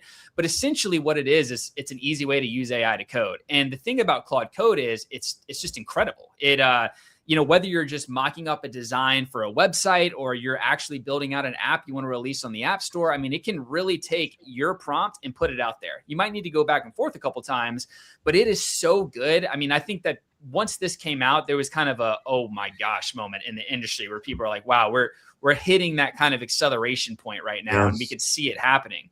So what happened the other day was, and we don't know the actual reason for the leak. We don't know if it was an accident. We don't know if it was, kind of foul play. Did someone do it on purpose? I think that's being investigated. But basically what happened is they leaked their entire source code to GitHub. So basically, if you're not familiar with GitHub, it's like Google Drive for code, essentially. That's the best way to think about it. And somehow or another, this secret sauce, their number one product, the thing that's helped them just catch on fire over the last 6 to 8 months, Claude Code, got leaked. And so if you think about it, think about a company, I can dumb it down a little bit. Think about a company like Coca-Cola, right? Coca-Cola has been around for... The example they gave is the... Oh, really? Okay, perfect. So Coca-Cola has been around for forever, 100 plus years. They have this secret formula. It's coveted. No one knows how to make it. And then all of a sudden it gets leaked. Well, what does that do? That immediately allows competitors, Costco, generic brand, whoever, to come up with an identical version to Coca-Cola. And that's obviously a huge problem. And so that's exactly what happened. We're already seeing Chinese open source models basically roll out their versions of Claude Code, almost identical. And I don't think we've ever seen anything like this before. So to see what's going to happen in the future is going to be pretty crazy to watch it unfold. But it did show us some stuff. It showed us how Anthropic's thinking about the future. It showed future models, which I thought was really interesting. They've basically internally been using a model that has not been released to the public, and everyone thinks that's how they've been able to ship features. Every single day you get on X, you see a new feature they ship because they're using this advanced model internally. And so I think that confirmed a lot of suspicions. We all thought these labs have to be playing with, more power than they're giving us. Well, it turns out it's true. And it might be even, more dramatic than we thought, because some people are saying that these models are going to be incredibly expensive once they actually release to the public. So to make a long story short, the actual source code leaked. It kind of spilled out all the secret sauce. They showed how they were able to do all these different unique features that made Claude Code so good and so effective. Immediately, people were copying it, and they do what's called forking it into their GitHub repos, basically just taking the code and putting it in there. These Chinese open source models, which are always about 6 months behind, just caught up pretty quickly. So the question is, does Anthropic have more firepower that was not in that leak that they haven't released yet, that they're going to have to kind of speed up the development of? Is this going to put out an equal playing field, which, like you said, would be a huge hit to the stock price if it was a public company? But the ramifications, I think they remain to be seen, because I don't even think it's been 48 hours since it happened. So I think they're probably in a bit of a crisis mode, trying to figure out, how do we, contain this? How do we make sure that we stay ahead? And it's not a position I would want to be in if I was them. Yeah. They're looking to go in public later this year, and it's a race with OpenAI to who's going to be going public first. And it is concerning, right? And you never know, I don't know the strategy of why they would want to do this on purpose, but right. If they did, it is super interesting of leaking out, because I think what people see Moonshot with Kimi K 2.5 as a model that's performs pretty well for most tasks in a way that you really don't need to spend up to do Opus 4.6. You can use Moonshot, but it is a Chinese lab, like you mentioned. So from the self-sovereignty OPSEC side of the Bitcoiner, it's let's not send our data over there. You don't want to send your whole code base over there or something, because you're not sure, if this data is going to be spied or replicated or, be very careful for the audience. Just be very careful about what you put in to any of these. But it's very a deep seek moment where people are okay, hold up, how fast this is moving so fast, but it can also move to zero really fast or move to commodity really fast if we're not careful. Well, and that's a good point too. I mean, and I was telling my friend, I was from an investment standpoint, I'm scared as an investor. I have second thoughts now about investing in any of them, right, as an LLM, because I think picks and shovels are safe, right? The Microns of the world, the folks that are building what's underneath of it. But these LLMs, if they're that easy to have a mistake and you can copy it overnight, what value does one have over the other? If that happens really quick. So they're not public yet, but from a private valuation, I'm sure they got hit, and I'm sure banks or investment bankers are a little hesitant now to throw billions behind it if they see that. So it's gonna be wild how this plays out. And the thing about it is Claude Code was the thing that allowed Anthropic to not necessarily catch up to OpenAI, but steal a ton of their thunder. ChatGPT was just dominating the public, but then Claude Code came out. It's a different thing. It's not necessarily a chatbot, kind of is, kind of isn't, but it has a lot of utility and a lot of use cases. And so that was their essentially bread and butter that just got leaked. So it also raises security concerns for me. Why did this leak, right? How did this leak? What about all my data? Like at this point, Claude knows everything about me and then some. Yeah. What does that mean for our data? Could that get leaked? I want to learn more about this and what actually happened because, not to go on too much of a tangent, but there was a ruling in a court about 2 weeks ago or 3 weeks ago saying that your data that you put into a chatbot is not private. That can be accessed by a court of law. And to me, that was shocking. But you combine that with the fact that stuff is leaking. It's shaky to me, and it really makes me think twice about what information do I actually want to put in there? Could it ever be used against me? Is there, is it actually safe in here? And so, to your point, I think the big reason that people use closed source models, American models versus something like Kimi, which is an amazing model, is because of the security. But then something like this happens and you have to ask yourself, well, how secure is it actually? Yeah. Well, I want to take that to the next level. Do you see your business? You have these people, you have people in the front, the early adopters, people in the frontier, trying out these new things, like we mentioned of the buying the Mac Minis. Do you think local inference is going to be what you're doing in 2 years, which is where you go in and you're helping people with their in-house setups? They're, in downtown Atlanta and you're putting in these local OpenClaw or NemoClaw, NVIDIA models, everything is run locally. The only thing input's just power coming in. That they're getting. They're not sending their data out to be going through a model. They download the best model locally. They have chips locally, and everything is contained. Almost like we're like a reverse, cloud migration back to being on-prem. Well, that's exactly the example I was going to use. It's funny because we went from everything on-prem to Salesforce came into the world, really shook it up, brought everything to the cloud, Google Drive, the cloud, Dropbox, the cloud. Now are we going back? So I think that's really confusing. Every single business that I talk to, one of their big concerns is data. They're very concerned, is my data safe? And, you can do things like you can set up a private Azure instance, which is what we've done for a lot of businesses where, it's the models aren't trained on your data. It never leaves your private environment. But even still, depending on the, if you're talking medical data, for example, it's probably something you're going to want back on-prem, in my opinion. The other additional aspect to that is running. So I like how you said 2 years from now, because I do think it's more of a 2, 3, 4 year conversation. I think right now there's so much change happening. There's so much acceleration that it's hard to really make that full commitment to say, let's buy some GPUs or let's bring everything in house. Let's put it on prem. That is a big commitment to make with how quickly everything's accelerating. And so I would imagine that a lot of businesses want to see things kind of not stop evolving, but just kind of settle down a little bit, or a little more clarity on, are we going this way, or what's the future hold for AI in general? But the big advantage of that is, to your point, if you do have it in-house, then you can use these open source models that are way cheaper, and you can keep it inside of your instance and inside of your GPUs and your hardware. So from a cost perspective, it's a bigger upfront investment. Long-term, it's very interplaceable. But another side is, the hardware. Right now, people are using Mac Minis. But is someone building an AI native hardware tool that we can use? I don't know. Maybe not. My thought is, in the same way that, as the internet evolved, the iPhone came about, we're going to start having more AI native hardware. That's something we definitely haven't seen yet. So I guess that's a long way of answering your question, but I think, yes, I think it's definitely heading in that direction, but it sort of depends on how secure the business needs to be. If we're talking medical records or business records, yes. If we're just talking some, information that's not super sensitive, probably going to skirt that just because of the investment cost required to set everything up in-house. Yeah. And even going back to real quick to what you were saying about plugging things in, I saw on Twitter, so I don't know if it's real or not. But they were saying that they can they're tracking swear words. And so people were like, all right, tracking swear words. What else are they tracking? And you just mentioned medical. There's so many times I'll see a little red spot on my daughter and I'll be like, all right, what is this? But all of that, the internet's forever. So that's my general thought is like anything I'm typing digitally has a chance of being like leaked at some point. And which brings you to the other point. Like, I think medical records, I think financial institutions probably will go back on prem.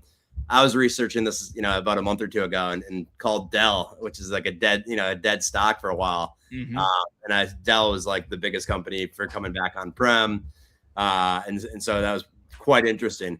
One thing I do want to touch on is, like, we're a Bitcoin show most of the time. We now have introduced this AI and macro and a number of other things, but agentic, like, payments, I think that is something we're talking about. That was the topic around, like, Lightning, and agents don't use cash. They can't open a bank account, at least today. And so the payment space within that, where are we at today? Like, in I think Kathy Wood said $3 trillion by 2030. There's a lot of money that is going to go through agentic. So would you agree with Kathy Wood? Like, what are you seeing, on the ground when you're talking with companies? Is that a reality, or is that a few years down the road, do you think? I think that the general thought is correct. The timeline, I'm not as sure about. And I think we've seen this happen a lot with AI over the last couple of years. At this point, we've gotten about 3 years of data. And, we've got Dario from Anthropic saying no one will be coding in 12 months. Well, they still are. It's very different, but they're still coding. We've had Sam Altman say we're going to get AGI in 24 months. Clearly hasn't happened yet. Probably not even close, in my opinion. And so I think that those things will happen. I just don't know if they're going to happen tomorrow or 4 years from now. And I think this is very much the same case. I do think we're going to see a world where agents are communicating with agents. Agents are making purchases. I say, hey, I want to get this thing, or I want to book this trip, or whatever the end goal is, go do it for me. I don't even want to think about it. You know what I like, my budget, everything. That world is coming. But I think it's going to require a lot of trust, and trust requires time to be built, right? And so, if you're talking 2030, to think about having that many transactions, and I would love to see it come true. I mean, it'd be great for my business, to be honest with you. So, I mean, that'd be cool if it did come true. But at the same time, you're going to have individuals really put a lot of trust into these systems. And I mean, I wish I could remember the stat, something about less than 10% of the world's population has even used an AI chatbot, something crazy like that. Yeah. When you think about that, we're in 2026. ChatGPT came out in November 2022. Okay, let's say the agent infrastructure really ramps up this year, which it is. Let's say the payment side with Lightning really ramps up and the connections are made and it works. You're still going to have that lag effect, right? Even if it's validated, even if it works. I mean, if there's only 10% of people using AI chatbots today, which is hard for me to even believe considering how integrated it is into my life, I would have to imagine that making payments and purchasing things is going to have an even longer lag time behind it. So I have no doubt it's coming. I think the timeline is a little bit hazy, and I don't think anyone really knows for sure. 2030 sounds aggressive to me, though. Mm-hmm. Yeah, I agree. It feels very soon, but you never know. Yeah. I mean, Yeah. the way things accelerate, it's just like, we're in this every day, and it's the people that are using it actually that I've noticed the most are just like, holy shit, like every single day I find something new and I'm like, oh my God, this is incredible. And like, I'll tell my wife, and she, it's just like so out of her world. She's still using it to like, hey, make this email more polished. Right. And that was like what I was doing like a year ago. And then I got into co-work, and I was like, oh my God, it can like read my Notion. It can like pull in the stats for me. Like, this is incredible. I still think I'm like 5% in. Like, you're way higher than I am. And there's like someone probably, it's like keeping up with the AI. Exactly. Yeah. Yeah. But it is pretty phenomenal. What are you recommending now that it's like April, like for, like, let's say Avi's wife, like to get started with it? I personally like tell people, look, OpenClaw is amazing. There's a ton of reasons like why we're like experimenting with it, trying it for the business. I think, it's so customizable. You can build so many of these tools. But I said, get started with Claude, like co-work first, get to know it really well, use it, find processes. You don't need the noise of trying to customize all this stuff, because it ends up being more of a headache. Like, you're battling this stuff every morning of like, oh, cron job didn't fire because this API key is not working and you have to do this. You don't need to do any of that stuff. Is that what you're recommending, or like what's kind of your like, hey, just focus on this tool to get started and understand the power of this? Very much in alignment with what you said. I think that the average person, my fiance, for example, she's not going to go set up OpenClaw right now. It's just, there's too many moving pieces. You got hardware, you got this, you got that, you going on Telegram. It's just for the average person, I just don't think it really makes a lot of sense for them. I think we'll see a world 6, 12, 24 months that, it's very easy. You click a button, your OpenClaw is integrated. It's easy. But co-work is essentially 75% of the way there.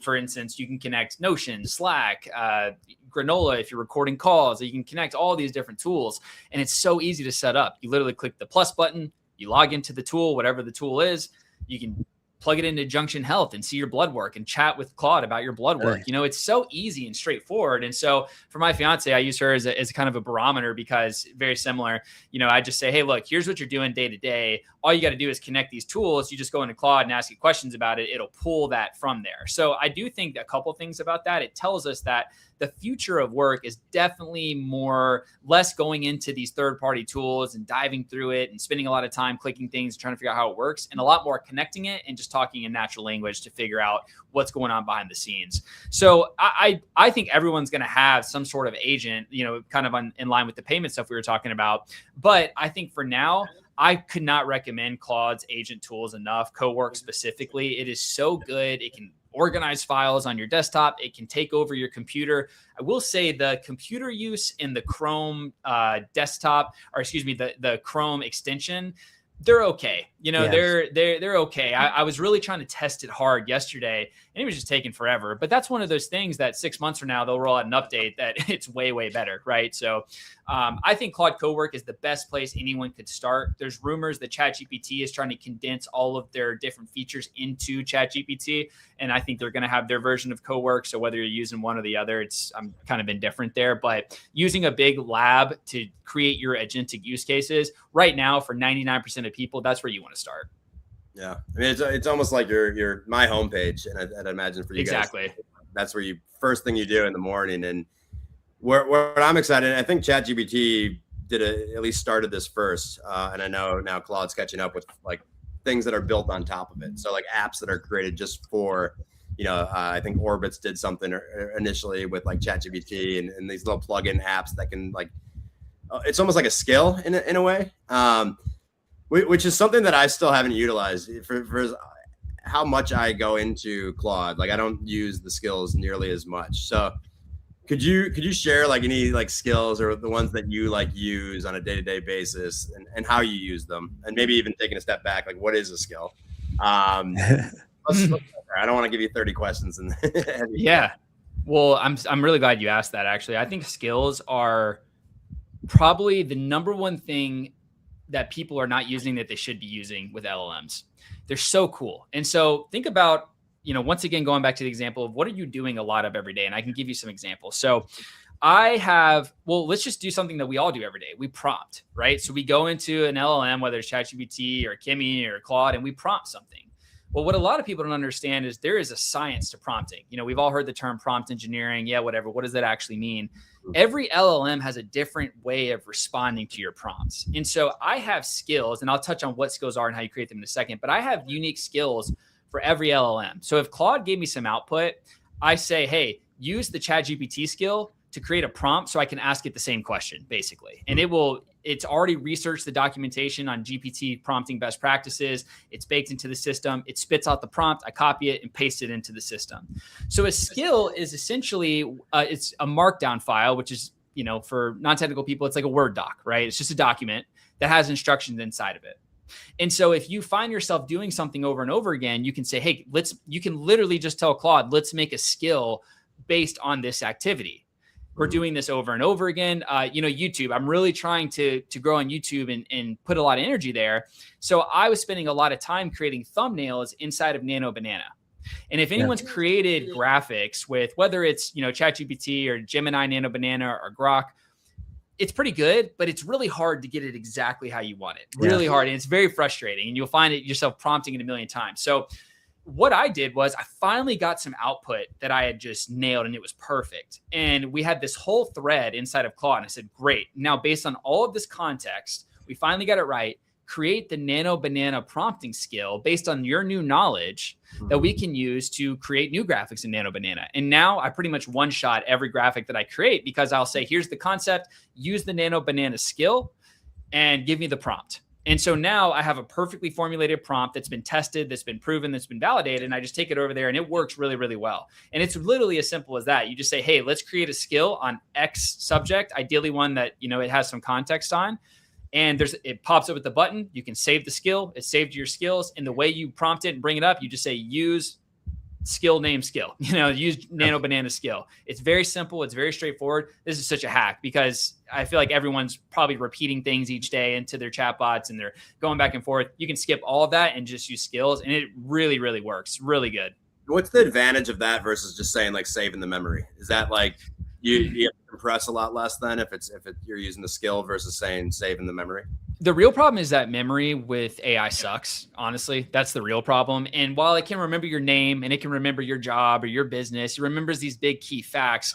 There's so much context that the way memory works inside of an LLM, it doesn't actually remember every conversation you have. It's remembering tidbits. Okay, Sam runs this business. Sam is passionate about this, but it doesn't necessarily have the nuance of Sam wants to prompt Nano Banana in this specific format because this is the output it should get. So the problem with memory and AI is that it sucks. And so really the way you circumvent that is by creating these skills so that you don't have to remind it. No, remember the way that you create a Nano Banana prompt is using X, Y, and Z. I don't want to have to teach it. It's like if you hired someone and every time you wanted them to do something, you had to teach them over and over again how to do it. You expect them once they're trained to be able to do it. So creating a skill is almost like training an LLM on a very specific use case. Yeah. And there's a good example. M dashes, like just fucking no M dashes, please. Yeah. I was going to say like a skill I built recently was like a Twitter scanner because I had like implemented the Twitter API with OpenClaw and I said, here's the bear token, API token, the secret, everything that you need to like get access to Twitter so that he could read through and scan Twitter in the morning, find, the best tweets, find the relevant news. But then you come back a week later and it totally forgets that path. It suddenly uses like some other kind of like a software. It says, oh, let me build this new tool to scan Twitter. And that was like, it needed it didn't like the vague information, like the memory, embeddings that it gets that are just generalized, was making it choose and wanting to like do a new thing every time. Oh, I can solve that problem, but like, let me go create something new. But for something like Twitter, you need a very specific API key. You need a very specific token to actually make that work. So I need to use skills more. I've learned, and I think like thumbnail generators, those are like perfect examples of things to do. Skills are amazing. And just on the M dash, I'm going to drop this in our chat right here. You guys can put it in the show notes or something. If you put this little mini prompt inside of your custom instructions inside of ChatGPT or Claude, you go settings, and there's essentially a window where you can just put in custom instructions. If you place this in here, it's just one sentence, it will eliminate M dashes and it won't have M dashes anymore in the output. So that's just like a random little trick that you might want to try. Yeah, we're doing the same thing, Jody. Get in text on there. The comment on Daily Stack though. But yeah, I need that. And I saw, maybe it was from you. I saw someone do that and I couldn't find it again. And I was like, what was the prompt again? So that like forever puts it in the memory. Yep, exactly. So basically every LLM, every AI tool has essentially, so it has memory, but you can also create these custom instructions, which, you could say, refer to me as Sam, or, it can really be anything you want. In this case, I just have it eliminating M dashes. You could also do things, how AI, we can kind of pick up AI language where it says, it's not this, it's that. You could put something in there to eliminate that kind of AI speak, if you will. But yeah, just annoying things that happen over and over again that you're tired of correcting it on, that it's not remembering. Go into your system settings and just paste that in there, and it'll make a big difference. I'm doing that. Yeah. Right. The show. Love that. What are some things that when you're working, sitting down with someone, you're saying, yes, AI can do this end to end, but you really shouldn't. Like, I think people get carried away with, like Twitter automations and comments. And now people are saying, oh, all these comments are just like automatic replies to say Claude does a Twitter post. Now everyone that's like in the AI and AI influencer is engaging with that post with their own skill. That's like respond to the Claude post, every Claude post with a smart reply. And it's like, this is the game changer that Claude, that is going to change, like break open the next like unlock. And so you start to recognize these patterns. And I think that people really need to see is they need advice to say, look, like don't take it end to end. You need a human in the loop still, or people are going to say you're a slop factory. All you're doing is just slop. Well, you pretty much nailed it. For most workflows, I recommend, so the way that I say it is that AI is in the middle, humans are end to end. So it's a simple way of just saying for most processes, You want a human to start it. You want a human to finish it and finalize and approve it. But in the middle, all that work can really be automated with AI. And we're seeing that society is repulsed by AI slop. The more that's happening, the dead internet theory, it's becoming true right in front of our eyes. And we're seeing more, I think as of last month or maybe the month before, more AI content hit the internet than human content. So it's becoming exponential. And so you have to be very careful, especially from a business perspective, the way that you're messaging out there. Another way that I see it is when people are doing their outbound messaging, whether it's emails or LinkedIn, they're using AI personalization. And it's repulsive. The second you read it, it's AI, it sucks, you don't like it. And so that's where a human in the loop could come in. In that example, it could bring me the information about the person and I can craft a human message as opposed to just, some robot talking to you that you can easily tell. So I would say for almost all AI workflows, unless it's just very simple data, straightforward, you want a human in the loop. And even the agents that we're building inside of enterprises, there's always a person on the back end that's saying, okay, looks good, approved. Okay, looks good, approved. There's something off here. Now, there will come a time where that's not necessary. Once again, not sure the exact timeline for that. But, if we just look at the rate of improvement, like I said, the last 6 months, we have improved so exponentially. It's insane. Context windows have increased. Probably not that far off, to be honest with you. Right now, though, you want that human in the loop, even if it's just as simple as saying, looks good, move on. Looks good, move on. So you just want to be careful because it still can mess up. It can hallucinate. Though that's improved a lot.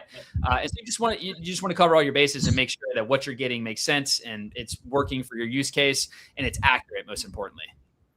Do you think we get to a phase, because it's always this funny concept of like, all right, I'm going to have AI, write the scripts for the podcast. One day I'll just have like a clone of me talking and I won't even have to show up. That's far from the reality. It feels like right now. And it almost seems like I'm working more. And I've read that a lot from other people. It's like, you have this dream of AI chilling on the beach while it's working for you. But I feel like I'm working till 2 a.m. and maybe it's just so exciting. There's so many new things right now that I can't stop and take my eyes off of it. But what do you think the world looks like? I mean, do we ever reach that beach status where we're all sitting by the pool? We all have our agents working for us. And if so, like, how far off do you think that is? Well, I think it really ties into the quick question you asked earlier about the jobs and how it's going to impact jobs. I believe that what's not going to happen is you're going to sit on the beach all day because your AI agents are just doing everything. What I do believe is the future of work is going to transform so drastically that we can't even really comprehend what it looks like right now. And it's very similar to if you're talking to someone in 1995, 96, 97, the internet's coming. Computers are coming. We might even have mobile computers one day. You could kind of conceptualize, okay, maybe someone will work from home. Maybe I can call someone in the car and FaceTime it. You have these, maybe this could happen, but it's not really concrete. And I think that's where we're at right now. I believe that we're going to essentially create an entirely new economy. What does that look like? I don't know. No one really knows. But what I'm experiencing, same thing as you're experiencing, is I'm almost working more because I am able to free up the time on these tasks that take forever, and I can work on the high leverage opportunities. Mm-hmm. And so I think in the short term, maybe a year, 2 years, it's going to be pretty rough. I think we're seeing a lot of layoffs. I don't think they're going to slow down. I think the entry level people are in a lot of trouble. I mean, I've had businesses straight up tell me, I don't want to hire an entry level person and pay them $150K when I can pay $40K to get this built out and just automate it. So I've gotten that feedback directly from business owners. And so I do think that there's a lot of turmoil coming short term, but long term, I mean, think about it, guys. Like what you guys do for a living basically wouldn't have even been possible 25 years ago. In a way it could have on the radio and things like that, but just in the mechanisms that you do it and what I do, I run an online business and I work from my second room in my house. It's like that would have been unheard of almost. So I think that AI is going to create a whole new, I think it's going to be more dramatic and more intense and more innovative and crazier and stranger and ways that we can't even comprehend, because there's also other things that play into it as well. Robotics, what kind of impact is that going to have? And all, Bitcoin, cryptocurrency, all these things are kind of colliding at a high speed pace. And I think we're just getting started. We're literally in the first inning. So it's going to be very crazy to watch the next decade. I mean, wild. Yeah. One aspect I think that is a funny way to think about it, about what it unlocks with work, is there's a joke that like Gen Z or millennials, we'll chug 2 cups of coffee, take 10 milligrams of Adderall, do a big vape hit just to be able to sit down and focus to write one email. And I think that like the friction, and especially like Avi and I are both like ADD, and you're trying to do a bunch of things, but I think people do have that feeling and anxiety around starting work that is very complex, like doing your taxes, right? Like people have these rituals where they jump in and say, look, I got to like lock in on this Sunday. I can't go out the night before. I can't have some beer spent the night before because I need to like get up and do, I just want to get it over. It's horrible. And people have been that way for a long time. Like nobody likes going through taxes. But I think that is like part of the unlock is that you will sit down to do hard things more often because the AI is going to do the hard things or hard aspects of that task. So if I go in and I throw a spreadsheet or 2 or 3 spreadsheets of thousands of numbers into, OpenClaw and say, hey, combine all these, make sense of it, do all the formulas, I'm much more likely to go get that task done if I don't actually have to do any of that like work. Like I can just manage it. And I do think that's kind of the way what Avi says of like he's working more, but I think he's also approaching harder tasks. Like he's not, I'm less likely to go down and sit and watch TV because I find it less rewarding than like going and trying some new tool. But probably in the same way, he has creative juices flowing more at night at 9 p.m. than, and if that was like having to do very manual work of getting out a paintbrush and getting paint and painting something.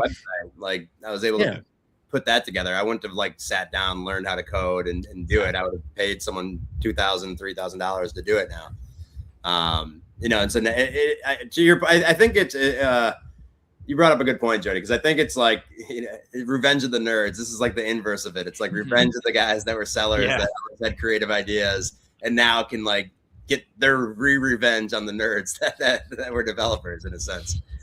So it is, I think it's closing the gap quite a bit in terms of like people that were creative, that were too ADD. I can speak to myself personally. Like I've been able to do so much more now because to your point, like, the hard task, even that exact example, like with taxes, I was like, all right, go through all of my expenses in my Gmail, organize them for me. And like, now I'm going to do it with my credit card too, which Sam, tell me if I'm crazy to do that, but like upload my credit card and go through and see if there was fraud or like weird charges that didn't make sense. Because there's a lot of things that I just had fraud on my credit card. I was like, wait, maybe I've had fraud this whole time. Like I haven't been so good at checking it, and now I'm going to start checking it, but I can do it, automatically. But is that releasing too much information, you think?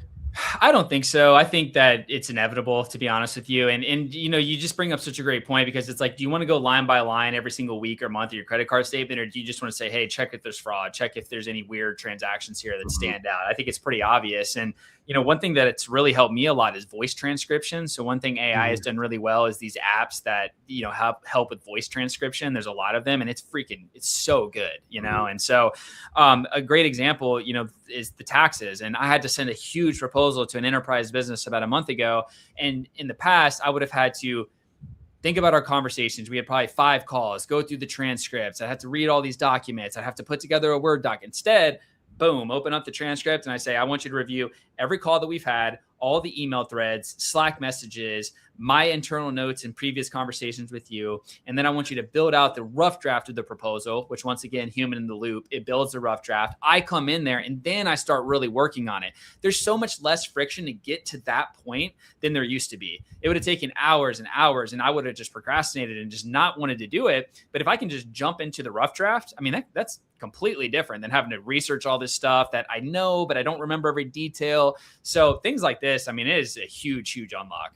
Yeah. I mean, even for the interviews, just real quick, Jody, I had 4 back to back and I was like, oh shit, I forgot to make questions for this person. And like, while I was on the other interview, I was like, here's their information, go through it, give me some topics to at least touch on. And it's like, that used to take me an hour to like research for someone. Even since we started this like 2 years ago, we used to manually do the research on it. It would take me forever. Now I can do it in 5 minutes. I'm like, okay, those questions aren't really interesting. And then I'll even ask it. Oftentimes I'm like, all right, can you make these questions way more hard hitting and like interesting for like clips, for example, and then it will go through and like phrase the questions.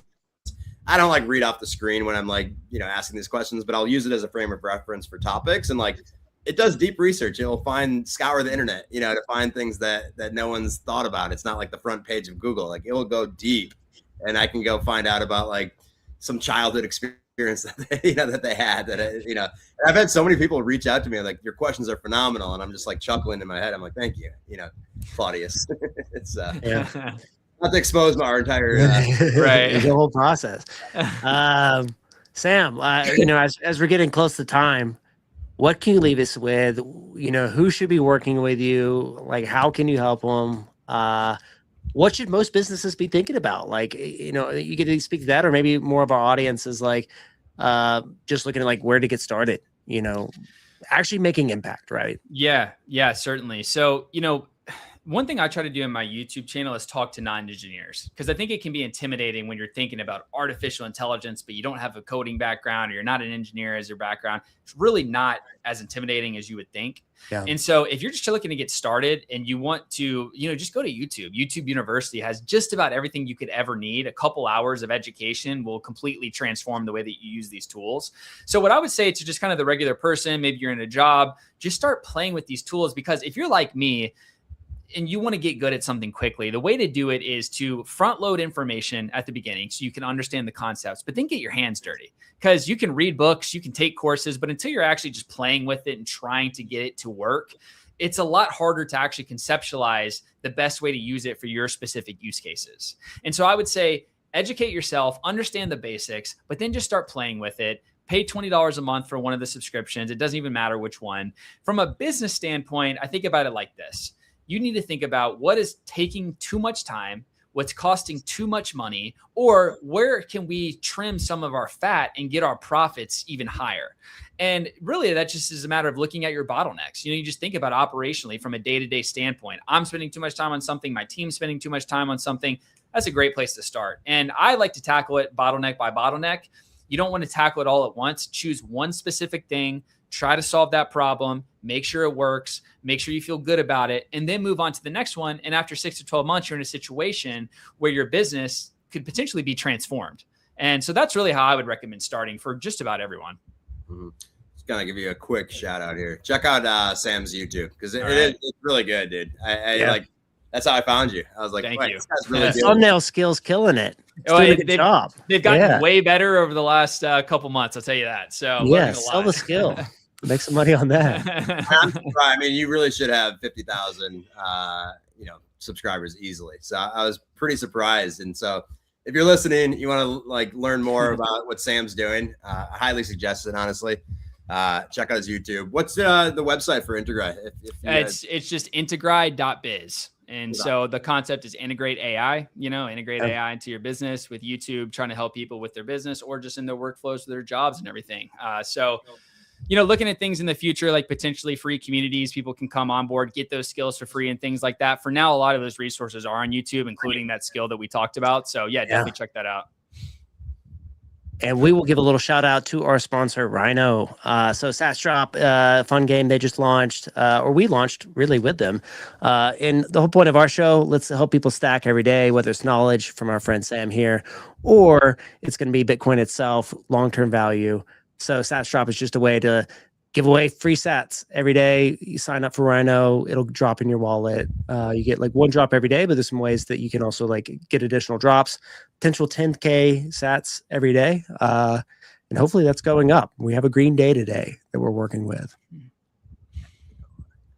Thanks for joining, everyone. Sam, awesome to finally get you live, man. And I would love to do more with you too. So I don't know if that's, we bring you on a couple times, once a month or more, but really had fun with you today. And I think the audience, I think everyone is eager and thirsty for all of this information, just because your head's spinning. Everyone's head's spinning. The people that are in the AI game right now, it's like, those are the folks that are just like, we are living in amazing times. My old co-founder who's going to come on, he said years ago that we were living in amazing times. So I said, that was before AI, you said that. Now what are we at? And I was like, we're in remarkable, like phenomenal times. Euphoria. I mean, your head's spinning and there's just, you can't get enough information. So truly appreciate you coming on. Jody, I don't know if there's anything to sign off or if we know who's so we'll have our weekly macro show tomorrow with Infra and Publius, and so that'll be at 12:30 Eastern. Today we'll be watching the press conference. We're not going to do a live stream for that, but we will be tweeting about it. And then hopefully we are seeing a light at the end of the tunnel with the war in Iran and get the boys home and move on to some more exciting things like building businesses with AI. So appreciate everyone. Live stream the final Yeah, four. maybe you should live stream. So all right, appreciate it, Sam. All right, thanks guys. Appreciate it. See you guys.